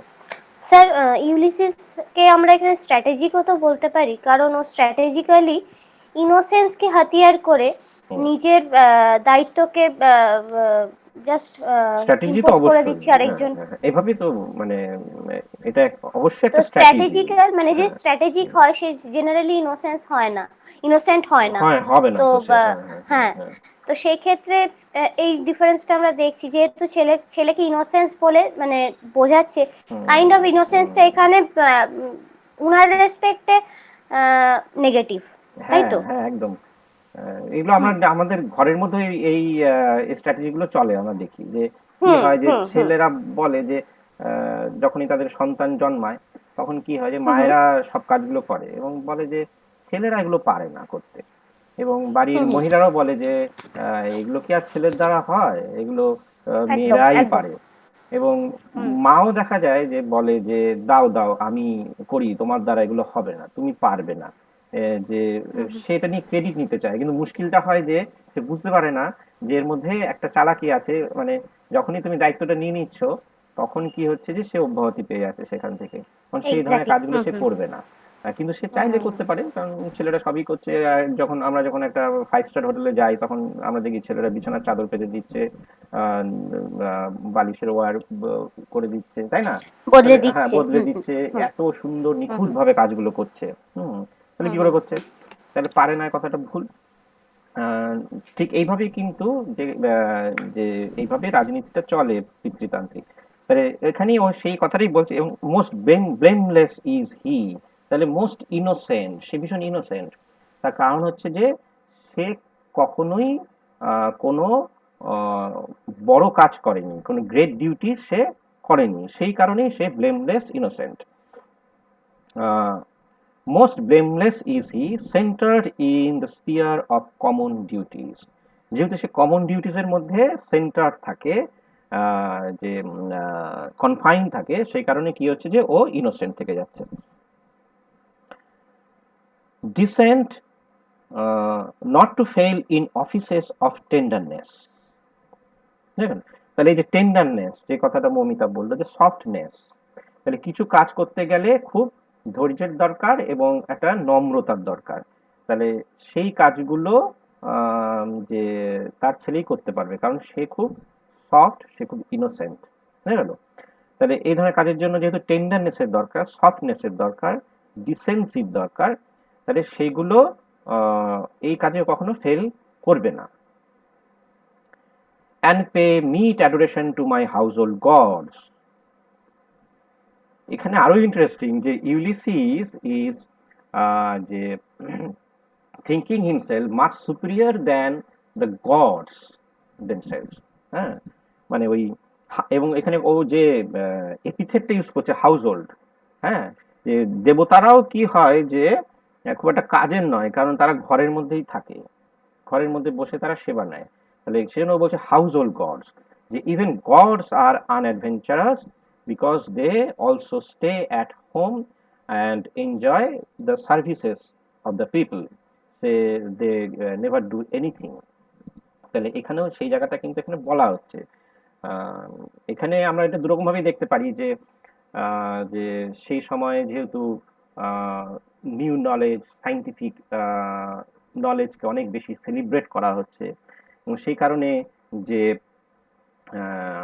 রিলিজিয়াস যে অর্থোডক্স যে প্র্যাকটিসেস, সেগুলোকে ভীষণ রকমভাবে রিজেক্ট করা হচ্ছে। এবং সেই কারণেই কিন্তু আমরা এখানে দেখব যে এই যে রিলিজিয়ানকে এখানে ডিসপ্যারেজ করা হচ্ছে। তাহলে সেই জায়গাটা কিন্তু রয়েছে, একটা পজিটিভ দিক অবশ্যই রয়েছে, কিন্তু আবার যেটা বললাম যে এই কথার মধ্যে আবার ইউলিসিসের একটা অ্যারোগেন্সও কিন্তু ধরা পড়ছে, যে কারণে ও কি করছে যে কি বলছে যে এই গডসদেরকে সার্ভ করার দায়িত্বটাও হচ্ছে যে টেলিম্যাকাসের। মানে ও এই কাজটা করবে না। হ্যাঁ, এই দেবদেবীদের আমরা যে কি বলি যে ভগবান ভগবান বলে ভীষণ রকম আমরা যে ইয়ে করি, যে এত গুরুত্ব দিই, কিন্তু দেখা যায় বাড়িতে পুজোটাকে করে বাড়ির মহিলারা করে। তাহলে এতই যদি আমার ঈশ্বরের প্রতি ভক্তি থাকে, যে ভগবানের প্রতি এত ভয় থাকে, তাহলে পুজোর দায়িত্বটা বাড়ির মহিলাদের দিই কেন? তাহলে এখানে একটা হিপোক্রিসি এসে যাচ্ছে। ঠিক একই রকম কাজ কিন্তু এ করছে, মানে ও বলছে হাউস হোল্ড গডস, এবং হাউস হোল্ড গডসদের দায়িত্বটা ও দিয়ে দিচ্ছে হচ্ছে যে টেলিম্যাকাসের উপরে। And pay meet adoration to my household gods when I am gone. He works his work, I mine. এই যে একটা যে একটা খুব সিম্পল একটা যে ক্যাটাগরাইজেশন অফ লেবার, যে ও আগে থেকেই ঠিক করে নিয়েছে যে ওর কাজ কোনগুলো আর তার ছেলের কাজ কোনগুলো। He works his mind, he works his work, I mind. যে আমি আমার ও ওর কাজ করবে, আমি আমার কাজ করবো, তুমি তোমার কাজ করবে, আমি আমার কাজ করব। এই যে এই ডিভিশনটা, just like the division of labour which also in work in our home. বাড়িতেও যেটা হয় যে আমি আমার কাজ করব, তুমি তোমার কাজ করবে, যে কার কোন কাজ সেটা আগে থেকেই নির্ধারিত, কখনোই সেটা আলাদা হবে না। He works his work, I mind. So Ulysses only do those works which are much more masculine, which are thought to be much more superior, which are only offered to people who are powerful. বুঝে গেল? তারাই এই কাজটা করবে। He works his work, I mind. এবার আমরা দেখব যে এটা লাস্ট স্ট্যান্জা পোয়েমের। তো লাস্ট স্ট্যান্জাতে আমরা দেখব যে দ্য মুড যে অ্যাব্রাপ্টলি ইজ চেঞ্জড, একটা মিলানকলিক মুড এখানে তৈরি হচ্ছে। মানে এখানে কিন্তু ইউলিসিসের আর সেই সেন্স অফ প্রাইড, অ্যারোগেন্স, সেই জায়গাটা আর নেই। এখানে ইউলিসিস দেখাচ্ছে হি ইজ বিকামিং ভেরি মোর্নফুল, যে একটা মোর্নফুল ভয়েসে সে কথা বলছে, একটা এলিজিয়াক টোন এখানে তৈরি হচ্ছে, যে অ্যাজ হি ইজ যে overcome with the thought of his যে death in future, in near future. ওর বারবারই মনে হচ্ছে যে ও বেশি দিন আর বাঁচবে না। দেয়ার লাইজ দ্য পোর্ট, যে এখানে আবার একটা ড্রামাটিক মনোলগের ফিচার আমরা এখানে পাচ্ছি, যে ও একটা ড্রামাটিক সিচুয়েশন তৈরি করছে। There lies the port, the vessel puffs her sail, যে একটা ছবি তৈরি হচ্ছে সামনে, যে নৌকোটা, যে জাহাজটা পুরো রেডি হয়ে আছে যেন যে টু রিজিউম অ্যানাদার জার্নি, যে not only Ulysses but also the ship itself is impatient to resume another journey. There gloom the dark broad seas that symbolize the odds that they have to face in future.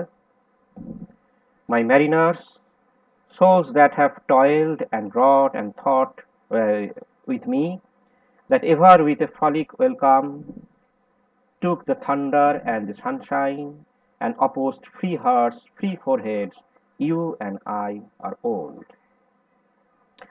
So they have now become old, though in their young age they faced all the odds and troubles with free hearts and free foreheads, that is, with great courage,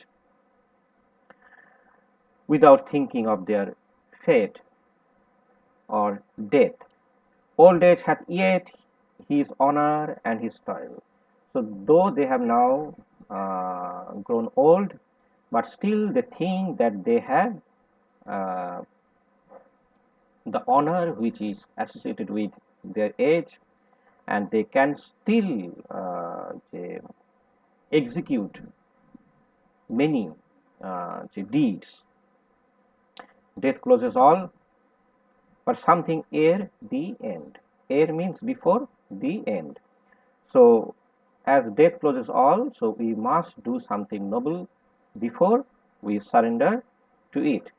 Some work of noble note may yet be done. এখনো কিছু চাইলে করা যেতে পারে। Not unbecoming men that strove with gods. So they also fought with gods in the Trojan War. আমরা জানি যে মহাকাব্যে যে যুদ্ধগুলো হয়, সেই যুদ্ধগুলো মানুষ যেমন করে, তার সঙ্গে ওই দেবদেবীরাও যোগদান করে, যাদেরকে আমরা বলি যে সুপার ন্যাচারাল মেশিনারি। কারণ without god, the participation of gods and goddesses, যে দ্য এপিক্স রিমেইন যে ইনকমপ্লিট, এটা একটা ধারণা আর কি আছে, যে মহাকাব্যে অবশ্যই দেবদেবীদের একটা যে অ্যাক্টিভ একটা পার্টিসিপেশন থাকে। সেই জন্য আমরা জানি যে ট্রোজান ওয়ারে অনেক গডস এবং গডেসেস তারা পার্টিসিপেট করেছিল, যার ফলে কি হচ্ছে যে they had to fight against the gods too. তাই বলছে যে আমরা দেবদেবী ভগবানের সঙ্গে লড়াই করেছি, যার ফলে ইটস নট আনবিকামিং যে ফর আস, যে এটা আমাদের কাছে আনসুটেবল নয়। যে even though we are now old but still we think that we have that power, we have that the skill to resume another adventure. The lights begin to twinkle from the rocks. এখানে একটা যে image of the setting of the sun which is being created, which creates the mood of an elegy.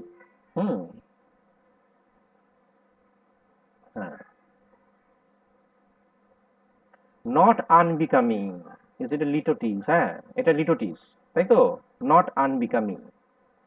হ্যাঁ, ওই double negative দিয়ে আমরা একটা positive যে সেন্সকে emphasise করার চেষ্টা করি, যেটাকে লিটোটিস বলা হয়। তাই তো, যেমন আই এম নট এ ফুল, সেরকম আর কি।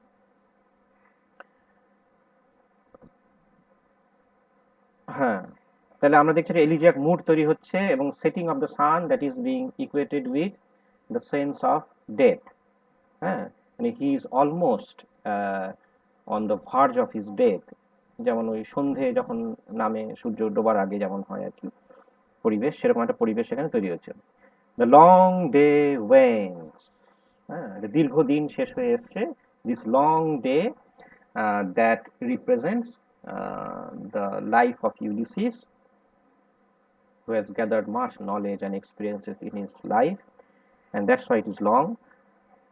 The long day wanes, এখানে আমরা দেখব যে প্রচুর ভায়েলস ইউজ করা হয়েছে, যে এই ভায়েলস গুলো যে কি করে, যে একটা মিউজিক্যাল একটা সেন্স তৈরি করে। The long day wanes, the slow moon climbs, so everything is slow, silent, dim, dark. So all these images are emphasizing the mood of death, and at the same time যেটাকে বলা হচ্ছে যে as he is bidding farewell to his countrymen, so that sense of separation is also being emphasized. The deep slow moon climbs, the deep moans round with many voices. The deep bolte the sea moans round with many voices. So the roaring of the sea is here represented as moaning, as if the nature, the sea are moaning over the imminent death of Ulysses. Come, my friends, it's not too late to seek a newer world. So it is again another proverbial line. It is not too late to seek a newer world, but still he thinks that it's not too late to gather new knowledge. Push off and sitting well in order. সেটাই বলছে যে জাহাজটাকে ঠেলে দাও, সবাই নিজের জায়গায় বসো, এই যে কথাগুলোর মধ্যেই কি হচ্ছে যে একটা ড্রামাটিক সিচুয়েশন তৈরি হচ্ছে। Sitting well in order, smite the sounding ফারোজ।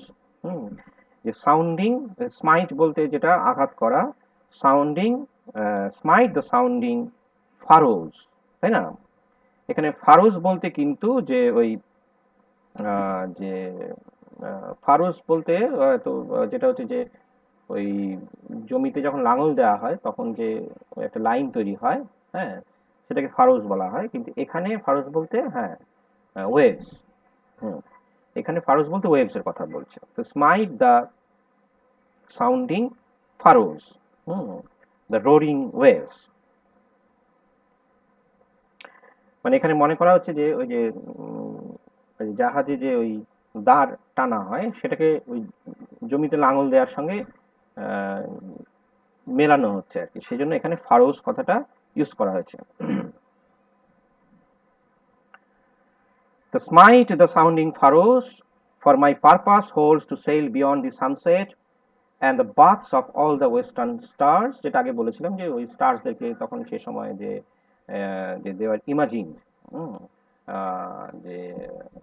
to rest in the beyond the horizon, যে মনে করা হতো যে এই পৃথিবীটা একটা নদী দিয়ে ঘেরা আছে এবং সেই নদীতে কি হয় যে ওই তারারা দিনের বেলা ঘুমিয়ে থাকে, they take bath there.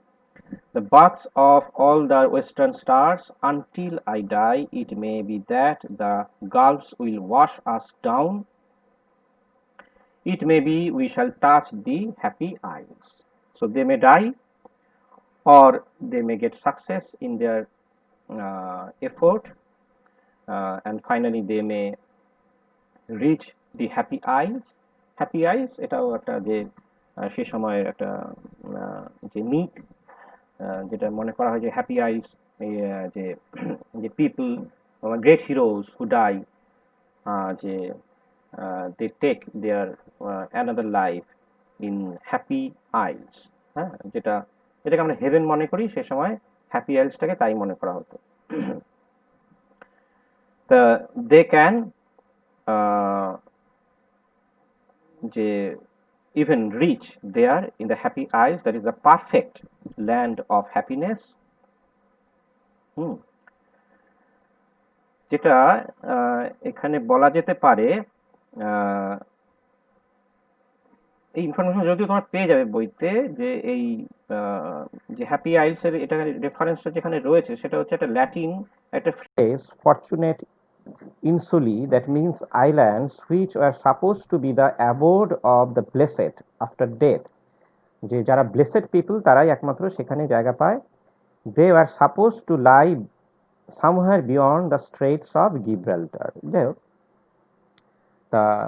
মানে these are the belief of that time, and see the great Achilles whom we knew, so they can meet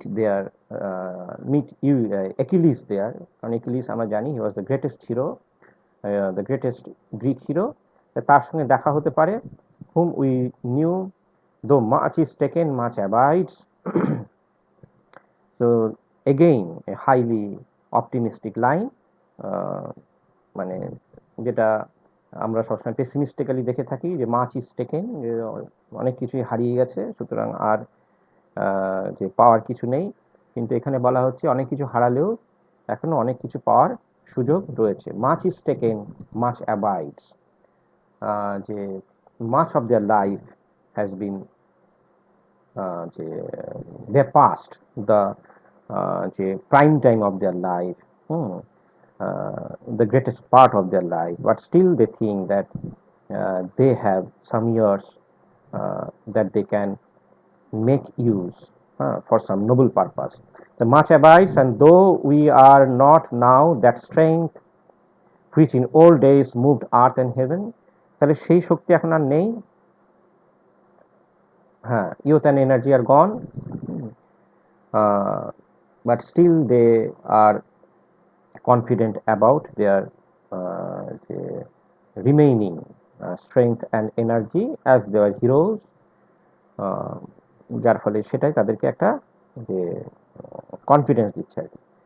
তাহলে একটা সময় they moved the earth and heaven, একটা সময় তারা এই স্বর্গমর্ত সমস্ত কিছুকে যে মানে তার মধ্যে একটা আলোড়ন তৈরি করেছিল, যে ক্ষমতা তাদের ছিল, তো যার ফলে they are not ordinary people, so they can do extraordinary things, and which we are তাহলে আমরা যা আছি তাই আছি, so we may become old, maybe we lack that strength and energy, but still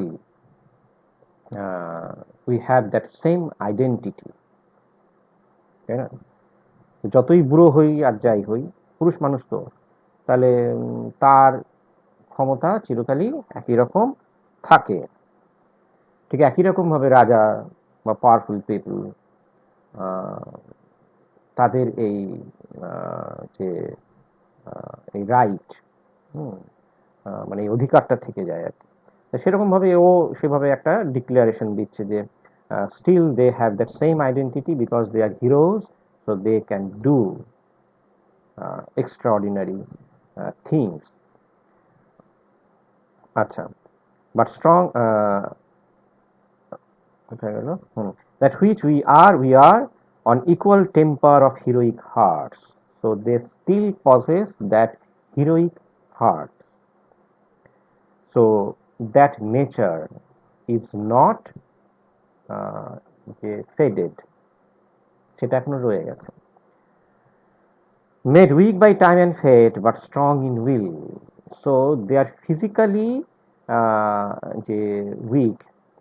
They are physically weak, and time has taken that energy, their vigor, their youth, but their will, their temper remains the same.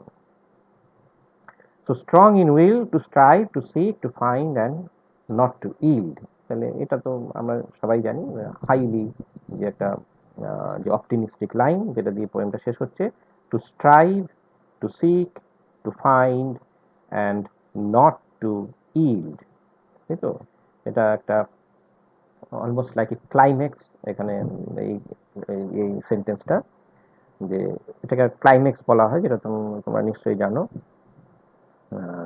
এবং এর মধ্যে আরেকটা রেটরিকও রয়েছে, সেটা কি, যখন এই যে অনেকগুলো কমা দেওয়া হয়, কমা দিয়ে দিয়ে লেখা হয়, কি বলে জানো এটা, এই রেটরিকটাকে?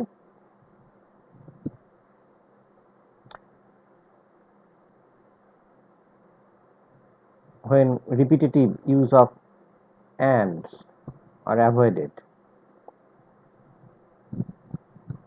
অ্যাসিন্ডেটন বলে সম্ভবত, একটা পলিসিন্ডেটন আর একটা হচ্ছে অ্যাসিন্ডেটন, ঠিক বললাম? হ্যাঁ হ্যাঁ সুমিত দা ঠিকই আছে। অ্যাসিলেটন তো হচ্ছে ওই অ্যান্ড যখন প্রচুর মানে অ্যান্ড যখন ব্যবহারই করা হয় না সেটা অ্যাসিলেটন, আর অ্যান্ড বোধহয় পরপর ব্যবহার হ্যাঁ হ্যাঁ, সেটা পলিসিন্ডেটন, তাই তো? হ্যাঁ হ্যাঁ হ্যাঁ। আর ক্লাইম্যাক্সের একটা ধারণা রয়েছে এই সেন্টেন্সটার মধ্যে। আচ্ছা, ঠিক আছে, তাহলে এই পোয়েমটা আমাদের হলো। এরপরে আমরা এটা নিয়ে যদি আরো কিছু প্রশ্ন থাকে সেগুলো আমরা নেক্সট দিন ডিসকাস করব, আর তারপরে অন্য আরেকটি পোয়েম আমরা ধরবো।